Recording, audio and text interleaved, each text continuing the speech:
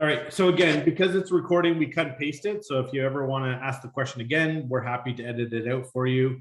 So just don't be nervous about kind of like, oh shoot, that didn't go as well as we'd hoped. But we're happy to, yeah, like I said, we added it, a lot of the ums and ahs out. So Nice. Jordan makes us sound smarter than we actually are, which is kind of nice. So we actually listen to the Perfect. recording. Yeah. So which is nice. So, but Excellent. okay, so let me start. I always get nervous at this part too. Even though I do these all the time, I still get nervous. Yeah. All right, welcome everyone to the Nextra Presents podcast. And today we have the great pleasure of interviewing Nick Bonner of Nix. And Nick, welcome to the podcast. Thanks. Yeah, appreciate you having me on. So Nick, just kind of want to, we asked most of our interviewees this, but when and how did you get involved in the landscape industry? Yeah, so I started shoveling snow I think I was 11 at the time, so it was like 10 years ago now, like 10 years ago now, believe it or not. But I guess it started with my dad's little walk behind snowblower and a shovel, door-to-door sales, walking around one neighbor to the next. And I think that first year we had 2 snow customers that was my route. And then from that, they turned into lawn customers. That was just the natural progression. If you did snow, you did general landscape services and lawn care. So that's what I got into for a number of years. And so slowly built that up. And yeah, so in the summers, I would cut grass after school every single day, 5 days a week until, 8 or 9 at night. And then in the winter, slowly built up the snow business. And that's kind of how it's progressed from there. So it's hard to believe it's been 10 years already now, but I guess that's what it is. Okay. Good. And then where's the area where you're from and what area do you service currently?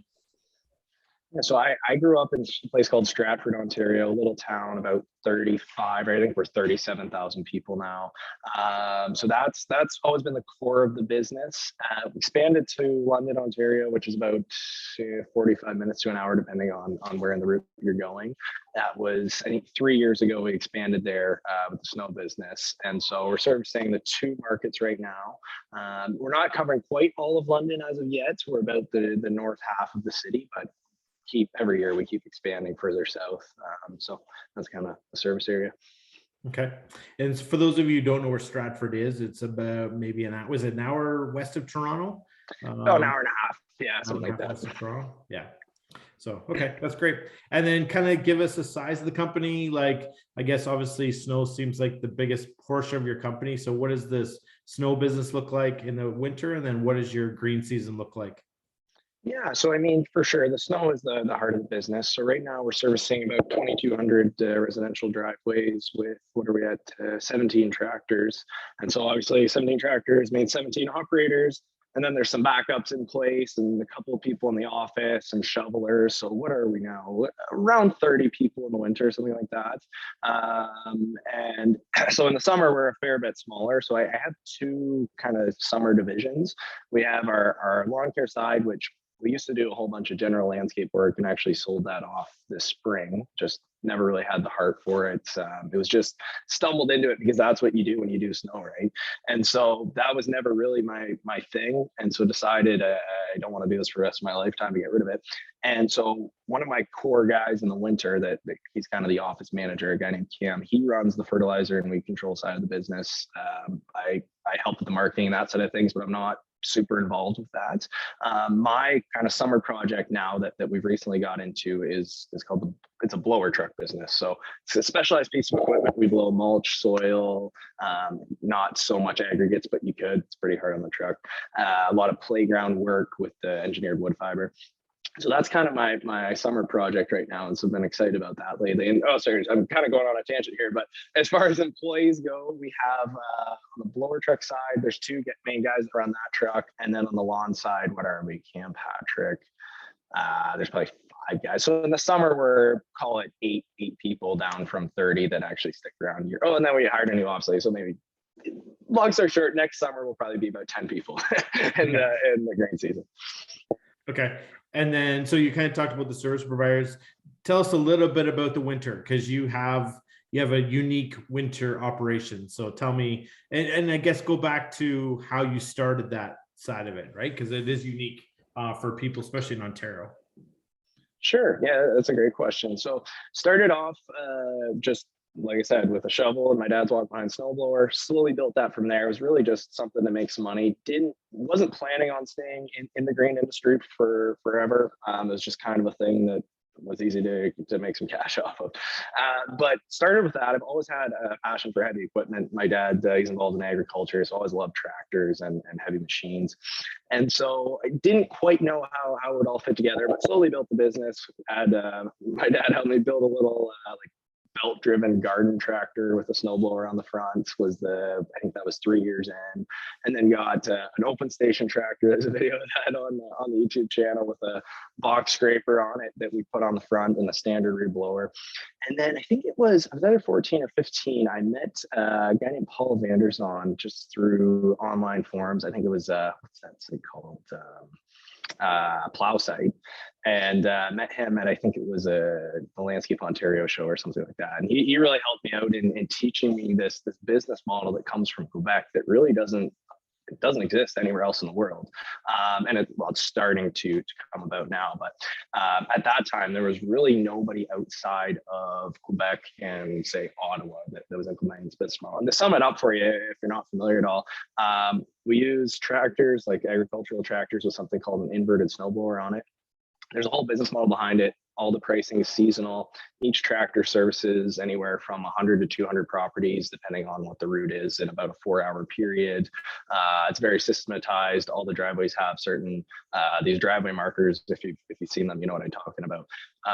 But point being, there's this very streamlined model in Quebec that doesn't exist elsewhere, and so just saw an opportunity there with my own passion for heavy equipment and that side of things, and just an opportunity where this business model isn't being implemented outside of there. And so where I'm from, residential snow is not a very professional industry. Like most guys in the industry want to just do the big commercial lots, and that's what's competitive, right? And so driveways are just kind of a pain. It's something you do on the side. And so started with this business model, got the first tractor, got a second tractor. My dad was helping out. We're slowly growing that.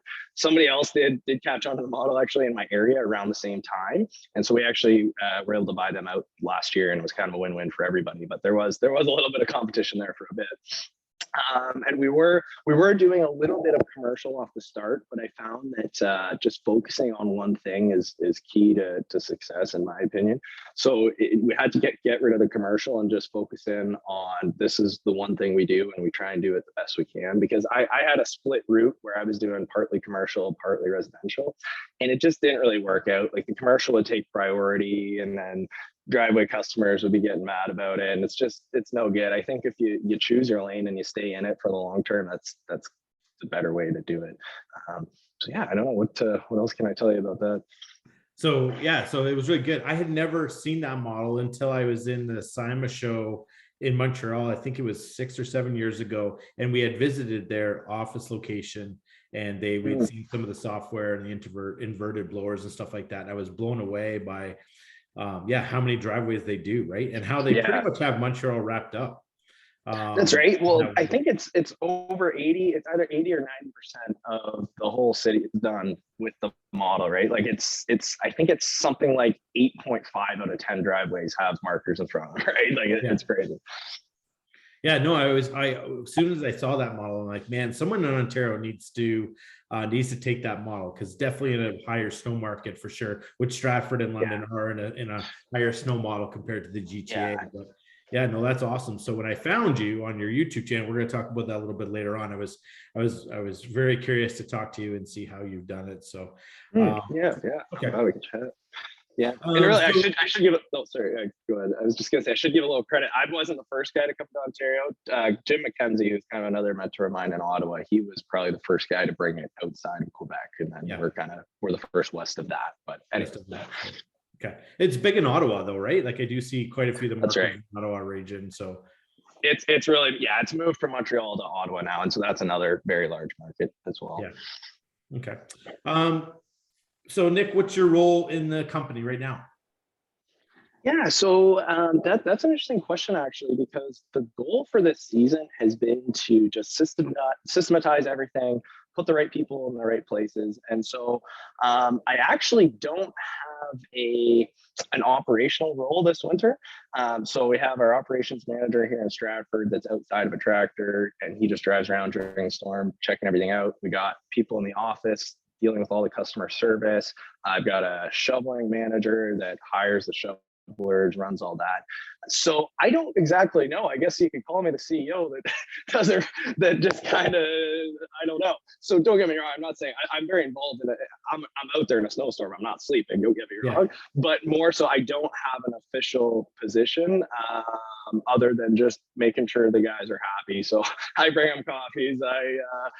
I just call him up and I'll check in on him, try and help. If a guy's out on his route, I see maybe it's a newer guy and he's struggling a little bit. I'm going to give him some tips on operating, and really just putting my energy into building up all aspects of the company and building up the people that actually make it happen.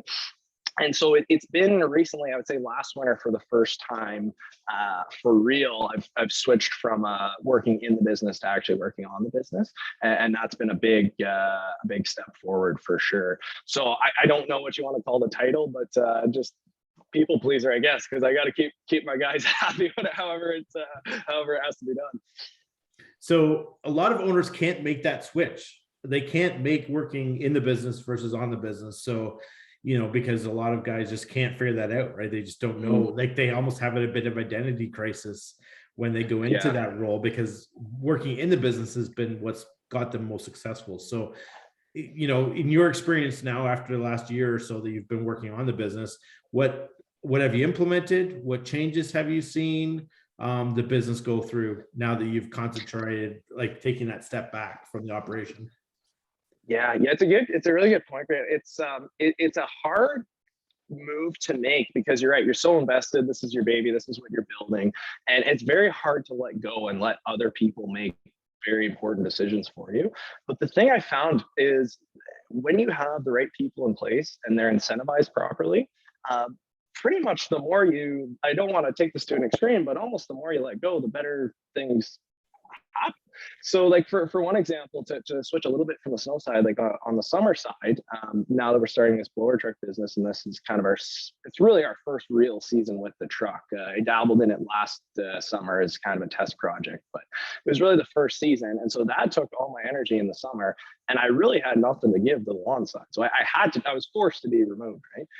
And he doubled the revenue, the profit, the customer base, everything this year on that side of the business with very little input from me. So the thing I learned from that is when you do find those key people who are winners, you got to let them run with it.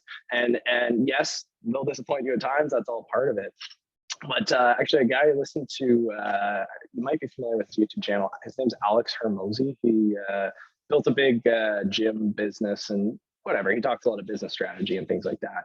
But he was talking about how he has a billionaire friend, and he was asking his billionaire friend, how do you do this? Like this, how could you possibly run a company this size? And the billionaire friend's answer is like, I don't run a company this size. I have a lot of great people that build companies within my companies. So it's really finding Patrick McDavid. Are you familiar with Valuetainment? That's great channel. He talks about the difference between an entrepreneur and an entrepreneur. And so what I think it really comes down to is finding those entrepreneurs who they're self-motivated. They want to build something, they want to grow, but they don't want to take on the same level of risk as say you or I would. They don't want the financial stress, but they do want responsibility and they want to win. And so when you can find those guys and treat them well and motivate them, they will work wonders for you. And so that's really what I've been working on, is building up those key players and letting them run with their thing, giving them a specialization and make it happen. So that really is the distinction. Okay. So would you say, do you have more of a marketing bent or a learning bent, or where, like, where have you seen the growth of the success of the business since you've been out? Like, where do you naturally go towards? Yeah, that's a great question. I would say 100%. Yeah, the marketing side and the branding and communication, storytelling, that side of things. So that is kind of my passion. Like when you look at a company I really look up to, like 1-800-GOT-JUNK, Brian Scudamore, what he's done with his brands. He's in very unsexy industries. He's in junk removal. Moving, house washing, like these very blue collar industries. And typically they're known for not having the best marketing, not having the best brands, just kind of being some fly by night operations, to be honest. And so he went into those industries, saw the potential there, put the systems around it, and really built a solid, reputable brand. And with a nice look behind it, great websites, good looking trucks, all the details, focus on the details. And so my personal passion and goal long term for the brands is I want to be in these practical, heavy equipment oriented, green industry related businesses, but have the kind of look and feel as like an Apple or a Nike. That's like my absolute long-term goal, I guess you could say. That's what I'm striving toward, just to have that beautiful packaging. I love that. Okay. So that kind of leads into the next question then, is where do you see Nix being 5, 10 years, 15 years down the road? Where would you love to see it be? Yeah. So really the hope is to, from our core locations, expand outward and go to other cities. So I am working on a certain project. I won't disclose too much on that, but there will be a lot of opportunities for people in the industry to get into our business model on the snow side. And so what I'm working on is really systematizing everything, getting those rock solid processes in place, developing the brand further, always getting a cleaner, more distilled look, distilling the brand message, more storytelling, all these things. And so, long term, I hope we have locations all over the place. I'd like to build it to the point of like a 1-800-GOT-JUNK, locations in every major city that gets significant snow, other than probably not Montreal because it's totally saturated already, but you know what I mean? So that's really the goal for the snow business.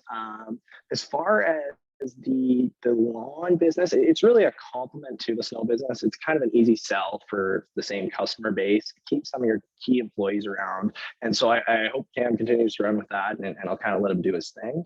And as far as the blower truck business goes, that's probably only going to be more of a local business for now, just with our market. We have a certain kind of gap in the market we're filling location wise in Ontario.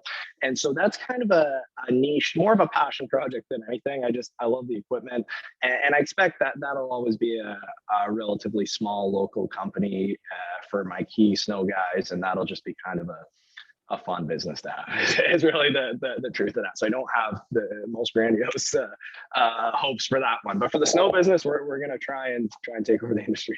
Okay. So the snow business is where you see the future of it being then. Yeah. Okay, good. Well, we just take a quick break for a sponsor and we'll be right back. Awesome. Welcome back everyone to the podcast. Nick, we talked a little bit about the company itself, the services you provide, kind of your vision for the company. But the way that I found you was on your YouTube channel. Which I thought was very unique. Obviously, anything video right now is really the way to go. So, kind of give us a little bit of history on the YouTube channel. When did you start it? Why did you start it? Yeah, that's a very good question, Grant. When did I start it? I think I uploaded the first video it would have been like 2014, and that was with that little open station tractor, just scraping out driveways. No talking, nothing, no production. Just my dad took out a camera and we put up the video there. And that one actually got a surprising amount of views. I wasn't expecting that at all. Not that it's anything crazy, but whatever, more than I expected. I expect a couple hundred people to see that. And so that was kind of cool, and saw that.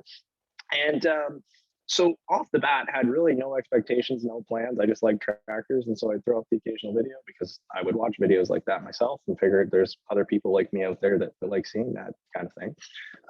But as things developed, I think it was, what was it now? Maybe it was 3 or 4 years ago. I can't quite remember, but I put up the first video of me actually talking about the business model, because there was no information out there other than in forums like Plow Site and that kind of thing. But there was nothing on YouTube about the business model whatsoever. I mean, there was videos of inverted blowers blowing snow, but nobody's talking about what is this industry. And so I saw a bit of an opportunity there just to develop my personal brand and build some credibility within the industry.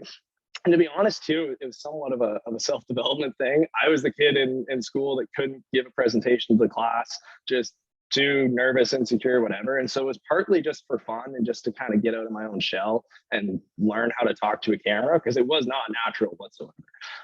And so that was part of it. And as it's developed, it's really been a fun journey, because actually I met some really good friends through it. Buddy of mine, Joe, who's originally from Montreal. He lives in Miami now, but he called me up one day from the YouTube channel. Hey man, curious about this tractor, blah blah blah, and just met him out there, and we're great friends now. And there's many other examples of that. And so it's just been fun in general to do. And so at this point, we actually have we're working with a local marketing agency. So we've got a couple guys out. As soon as it snows here, we're going to have our next video out. But so we've got drones, and there's a little more production behind it that we're going to start putting some more effort to work. And so, yeah, to be honest, the long-term goal for the channel is it ties into my master plan of trying to expand and add more locations. And so I won't disclose too much on that, but now there is, I am seeing some potential there, just with the number of guys that come to me all the time and say, hey, man, like I want to get into this business. Can you help me out? What tractor do I buy? How do I do this? How do I, whatever. And so I think we're going to tap into that more and try and provide more value on that front, because it doesn't seem like anybody else is doing it. So I mean, might as well give the people what they want, right? So how much of it is so I don't know if you know this, I don't know enough about the YouTube analytics, but how much of the videos do you think you get like actual driveway customers from, and how much do you get contractor interaction with? Any idea? Yeah, I don't know percentage wise. It would be minimal driveway sales from the YouTube channel directly. Not to say we haven't had any. I've definitely had customers say, hey, came across this, thought it was cool, whatever. There's been a couple, but overall it's not like it's a marketing push from the company side of things. But really the advantage that I've got from it personally is meeting all kinds of contractors from all over. And of course, just from a networking perspective, it's provided all kinds of opportunities. So I would say it's 98% contractor focused, however you want to put that. Okay.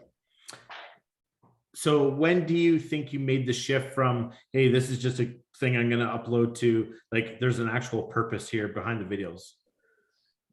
It's funny you say that. Very, very recently. I was slacking on the channel this summer, just building this new blower truck business, and it wasn't really a priority. And then, but still, from the content I already put up, a lot of guys coming to me asking for help and just wanting input on whatever they're up to, which I'm happy to do. I enjoy this stuff.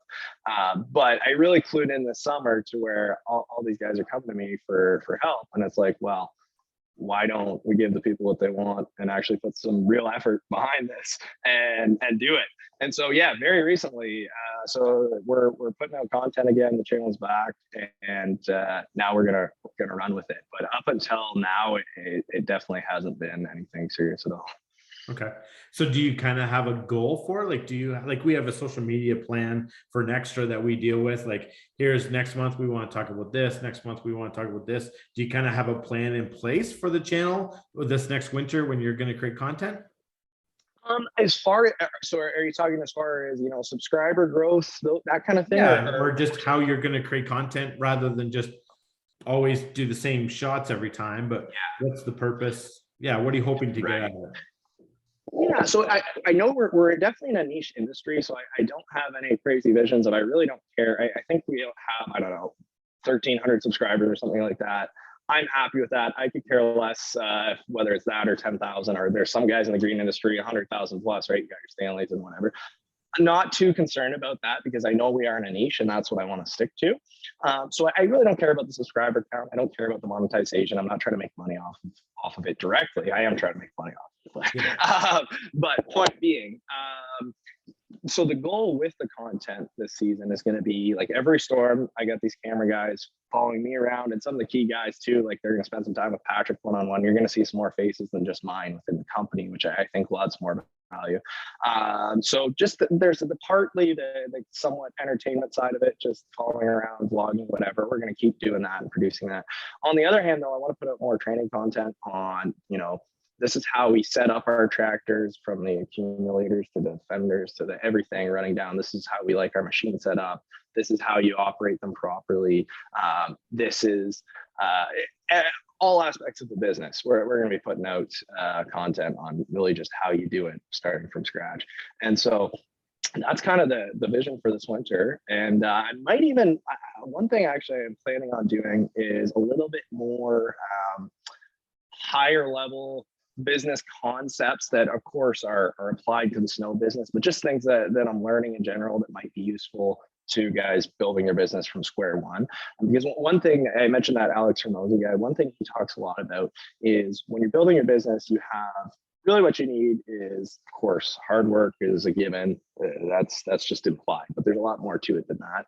As you level up, you're building character traits, you're building skills, and there's a lot of when it comes, like we mentioned before, about working in the business versus working on the business. And it takes a flip in your mind to be able to do that. You have to develop a certain character trait in order to do that. And so I'd like to talk a little bit more about that side of things, just getting rid of your limiting beliefs that are holding you back and moving on to the next level of your business. So that's going to be another aspect. Okay. Speak to a contractor right now that might be thinking about subscribing. What's the ultimate goal, let's say at the end of this winter season, that they're going to learn from the videos? What's going to be a great question. Yeah, I would say the number one thing and the number one guy I'm trying to speak to is, so for myself, 2 years ago, we're cutting grass, and I don't care about cutting grass. That's not my passion. I don't really want to do it, but it's something we're in, and I'm scared to get rid of it because, are we going to lose these snow customers? What's going to happen? Can I keep my guys busy in the summer? I don't know. And so the guys that I want to talk to primarily are the ones who are in the very, very heart of the green industry. Let's put it that way. Say they're doing a lot of general landscape work, say a bunch of commercial snow, they're cutting a lot of grass. And maybe they've got a solid business, but their profit margin isn't quite there. They don't have a super strong brand because they do too many things. There's no focus there. And so what I'd really like to communicate is to those guys is, man, you got to cut some of this stuff out. If you're not making money cutting grass, get rid of it. If you're not making money installing paver patios or whatever it is, get rid of it. Choose your lane and stick to it. And so my lane is residential snow removal. There's many other lanes, guys, as you know better than I do. There's a million different things you could do within the industry. You got irrigation guys, you got hardscape guys, you got all these things. But the thing I found is the most successful people within the industry, they at least start with one thing, and maybe they build that up and they move on to the next, and that's great. But if you're a guy starting out, you cannot be doing 20 different things. It's a losing formula. Yeah, the jack of all trades, master of none is out the door now, right? Like that's our most successful, profitable clients are the guys that are focused, right? Like even if it's landscape construction or snow, and even being focused within that own industry, right? Like just like you said, like we do snow, but we do residential snow, right? And those are the guys that are actually being more profitable. They can build a repeatable business, right? Because you're not trying to make systems and process for every type of thing. It's like, no, this is what we do. It's easier to train. It's easier to purchase equipment too, right? Because if you're looking for one type of equipment, a lot of times guys make equipment purchases. They're trying to do 5 different things with that piece of equipment and doesn't do anything well. Right. Exactly. Yeah. So, okay. So let's talk about, you're obviously passionate about the industry. I'd love for you to kind of give me a high level view. What excites you about the industry as a whole, and where do you see the industry going the next 5, 10, 15 years as we because the industry's changed quite a bit. Like since COVID, everyone's staying home. They're spending way more money on their home than they had in the past. So what's your crystal ball say?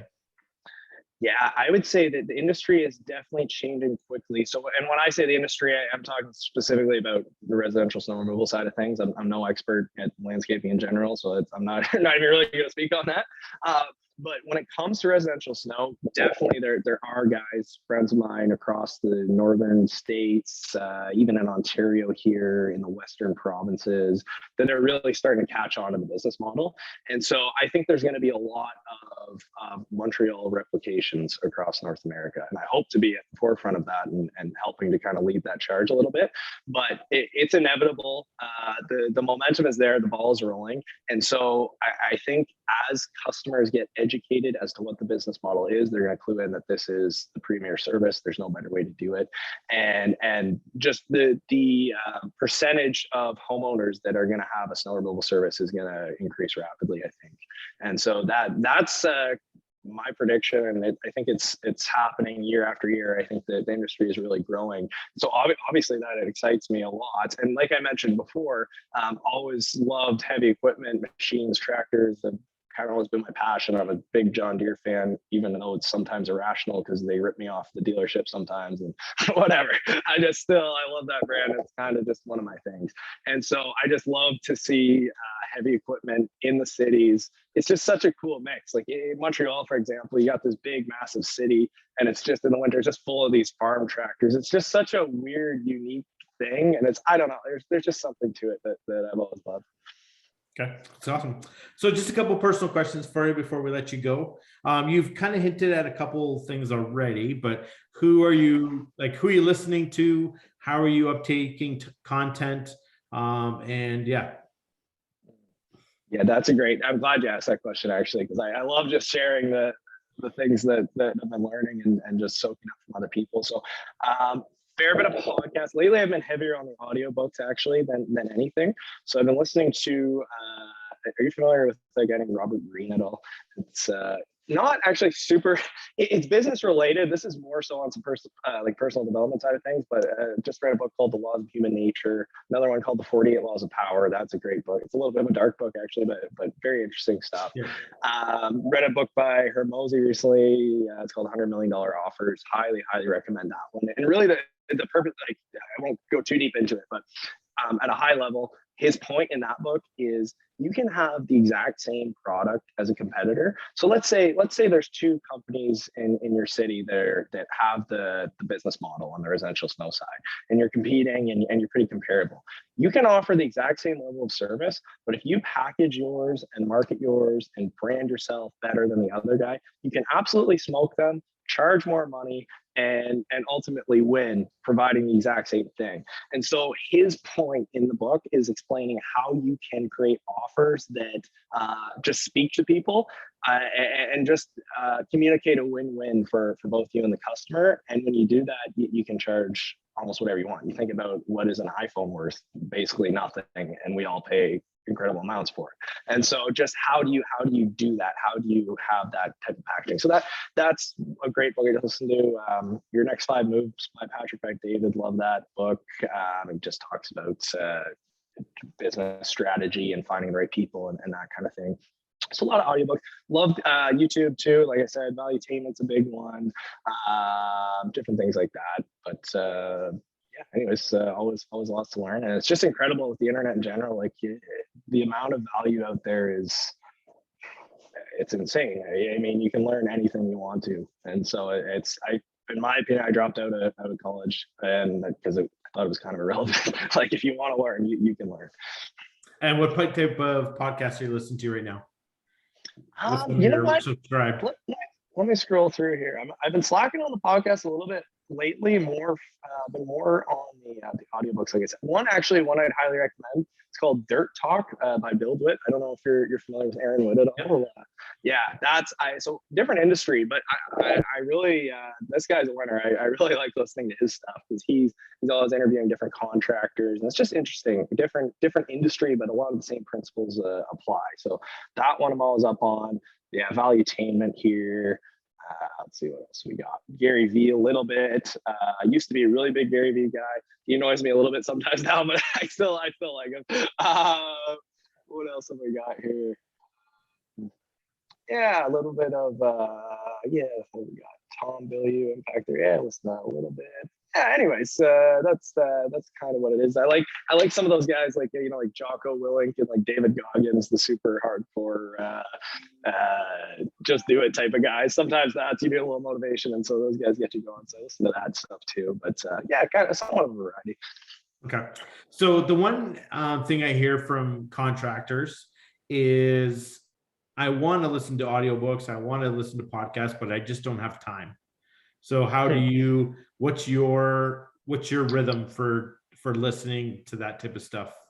Like how Yeah, do so you, I would say that that's really a symptom of, like we talked about before, you're working in the business, not on it. So, and there's different, it's really, you got to make the time for anything. So obviously if you're still working in the business and you're cutting grass, you have all the time in the world. Stop listening to Lil Wayne all day and plug in your headphones and listen to a book. So there's that. And then once you get maybe you're out of the field more and you're working on the business. Yes, you're going to be spending more time in the office, but truthfully, none of us spend all day in the office. We all, you get sick of it. You got to move around. It's just the type of guys we are. So for myself, I drive an incredible amount, just between quoting blower truck jobs and between Stratford and London and just buying equipment all over. I love driving. It's just kind of what I probably put on 75K a year. It's almost probably a little too much. I probably should almost cut it back at some point, but when I do a lot of driving. And so obviously that's the perfect time to, you're either making phone calls or listening to valuable content. That's kind of my pattern. So yeah, I would say 80% of my listening is while I'm driving. And then yeah, sometimes you just gotta go for a little walk or bike ride or whatever, and then more then. okay. So Nick, what would have been maybe one book, one person, one podcast that helped you realize that you need to stop working on the business or in the business and work on the business? Was there one kind of pivotal point or Mm. like a book Yeah. or something that triggered that in you to be like, oh, I got to work smarter, not harder? I would say that's a great question. I just thinking back now, it's been a little while since I've kind of made that mental switch, thanks to influences out there. One would be 0 to 1 by Peter Thiel. He doesn't go too much, if I remember correctly. It's been a while since I read it, but he doesn't speak a ton on simply that idea of working on the business versus in the business, but he gets a lot into like what's the difference between a company that has no competition essentially and rules a market, and a company that is just fighting amongst the wolves kind of thing. Similar idea, like Blue Ocean Strategy talks about the same thing. You need to kind of find your own lane and stick to, you need to develop your own niche essentially within a market and not be fighting with everybody else. So my point in saying that is he just talks about principles in that book about like where it's not about really how hard you work. It's not really about how much per se effort you put in, as bad as it is to say. It's really about making those key decisions.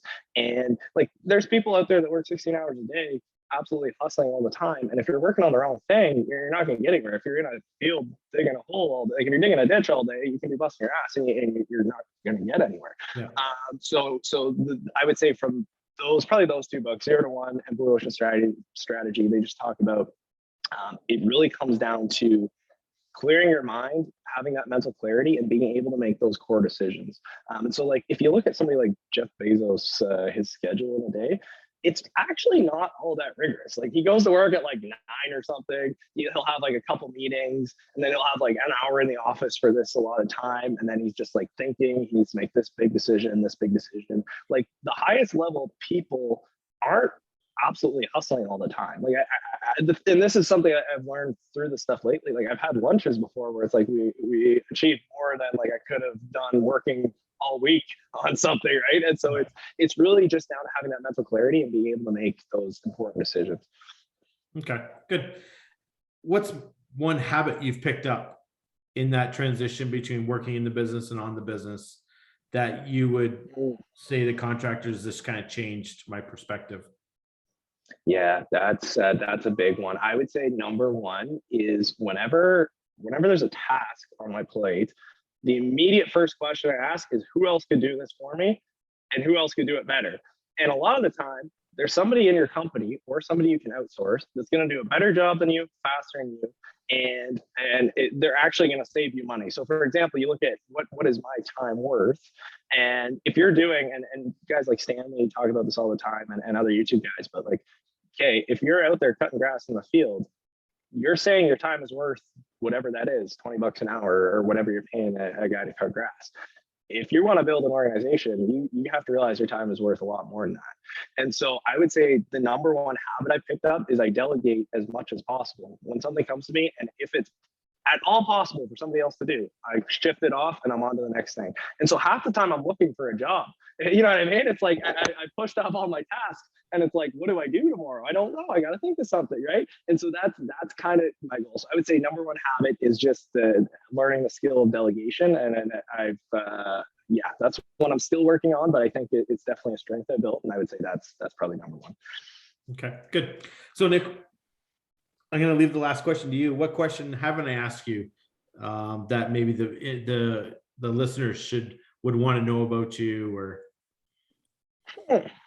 Yeah, that's a good question, man. I don't know what to say about that. What? Oh, I don't know what to tell you. anything we didn't cover in the interview that I'm sure now I'm gonna listen back on it and go, oh man, we should have talked about this one thing, guaranteed. Okay, maybe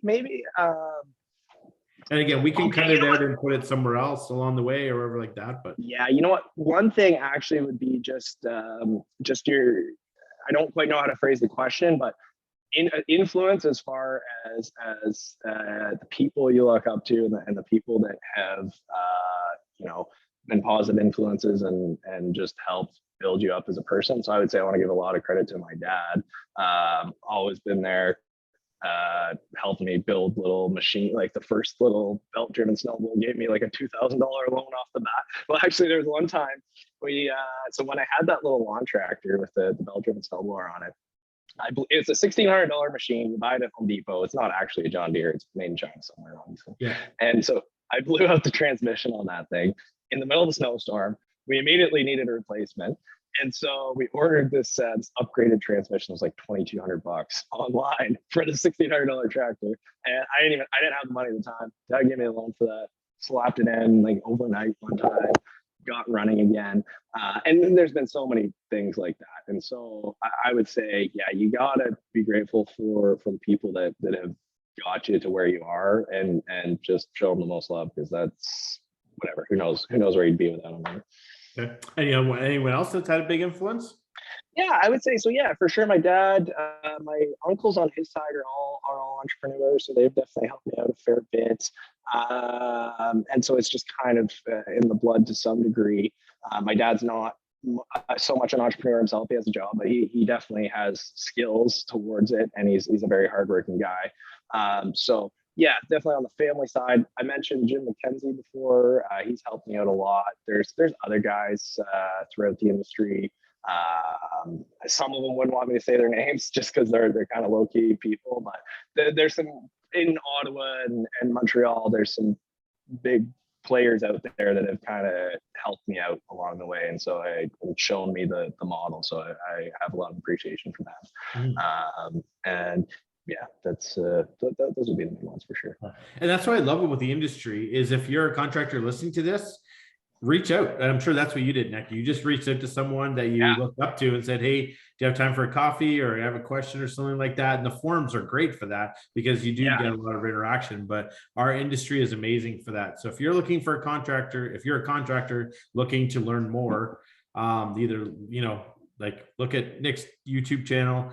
There's lots of information out there, but most contractors are willing to pick up the phone and talk to you, which is absolutely amazing. It really is. Like, and I mean, compared to, not that I know other industries well, but it seems like you can talk to some very high level people in our industry with really no barriers. Like guys running the best snow removal operations in the world, they're happy to talk to you, right? So it's cool to see that. And yeah, I would say don't hesitate to reach out to whoever, myself or anybody else, if you like what they're doing and want to learn from it. Okay. Well, again, thank you so much for your time today, Nick. And yeah, we'll put all the links below to Nick's the company website. We'll put his YouTube channel there, and any books or that he referenced as well. So if you're looking for that information, we're happy to do that. So again, thank you so much, Nick, for your time, and we'll look forward to talk to you soon. Thank you, Grant. Yeah, appreciate it.